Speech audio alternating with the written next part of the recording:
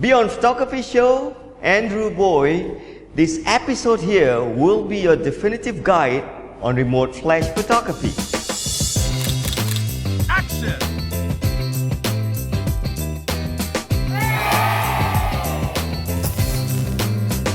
Everyone say hi to the model of this episode, Rebecca.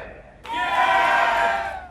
So you've got your flash set to remote now on a light stand. You have two new problems now, Rebecca. What settings of power should I set on this flash? And where and how far should I position this flash? Introducing the 888 formula. So typically the first flash that you introduce to your photo shoot is the main flash. But where do you position this flash? In front of Rebecca. If you look at Rebecca, you notice that she parts her hair on her right hand side. So we now know that is the angle to put the flash. But how far should we put this flash away from Rebecca? And hence, the first 8 of the 888 is to put the flash 8 feet away from Rebecca. But I know you're now curious, how do I consistently get 8 feet all the time?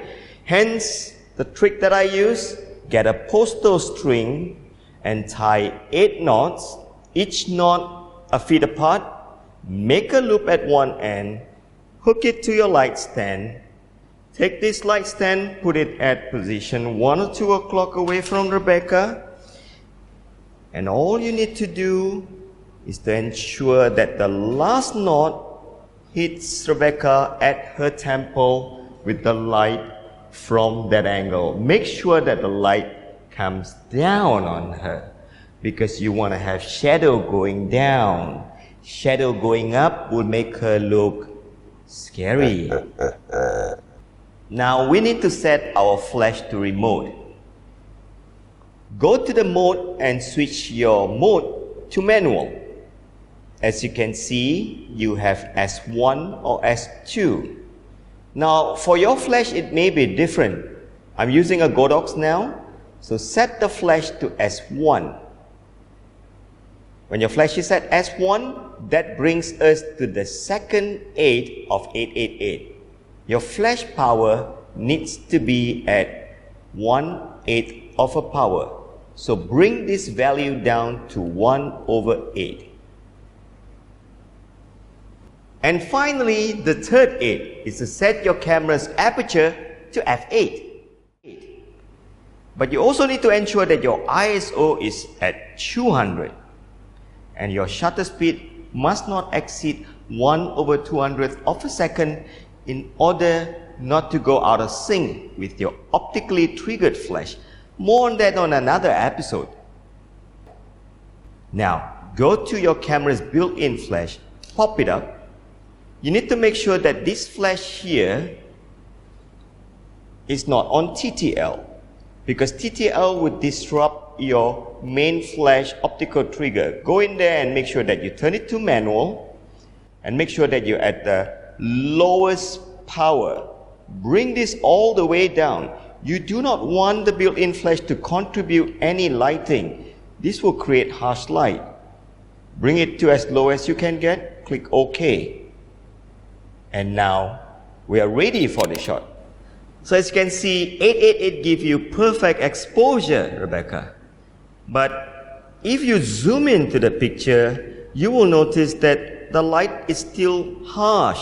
There's highlight here and very hard shadow. But I want softer light. How do you get softer light? Easy. Famous 5 number 2 says that to make your light soft, you need to make your light bigger. How do we make the light bigger? Let's add a softbox and let's learn the right way to do this. Well, there are 2 things that you need to learn about the softbox. Number 1, typically most softbox will cut away 2 stops of light, which means that if your flash is at 1/8, it essentially just becomes 1/16, 1/32 of a power. That's how much of light that you lose, because the bigger the light, the softer the light. So to overcome the loss of 2 stops, go to your flash and add 2 stops. Simple. That's 1/4 and 1/2. 2 stops. Second thing that you need to remember about using a softbox is not to position the softbox directly like a loudspeaker on your subject. Instead, light it up from the side, because softbox have silver reflectors in them. Let me show you. Use the side panel to light up your subject. So the right way to do this, if you're sitting there, is to have the softbox positioned that way. That's how you should use your softbox. The reason you do it this way is so that you will not end up lighting the background. Otherwise, you're going to get spillage of light on your black backdrop. That is horrendous.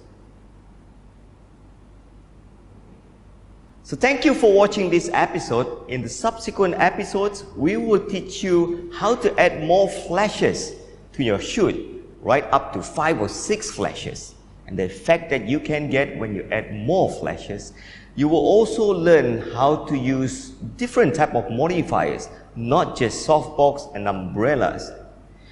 Now, if you enjoy what you learn here, please head on to our website, beyondphotography.com.my.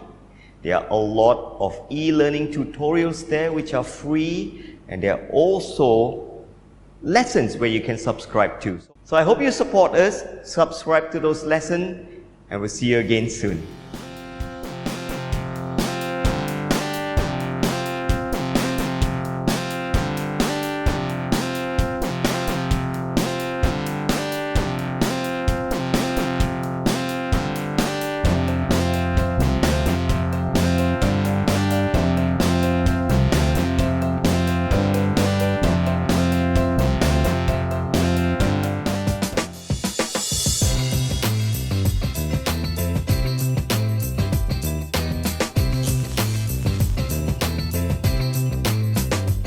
Kalian set. Beyond Photography Show, Andrew Boy. And finally, your third aid is to set your camera's lessons where you can subscribe to. So I hope you wish. So the right place to put this is to put the flash at about 1 or 2 o'clock